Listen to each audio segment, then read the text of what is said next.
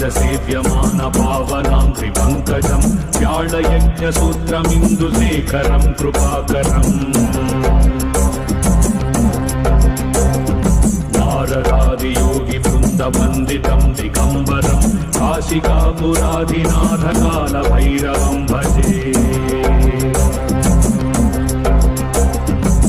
भानुकोटिभास्वरं भवाब्धितारकं परं नीलकण्ठमीप्सितार्थदायकं त्रिलोचनम् कालकालमम्बुजक्षमक्षशूलमक्षरं काशिकापुराधिनाथकालभैरवं भजे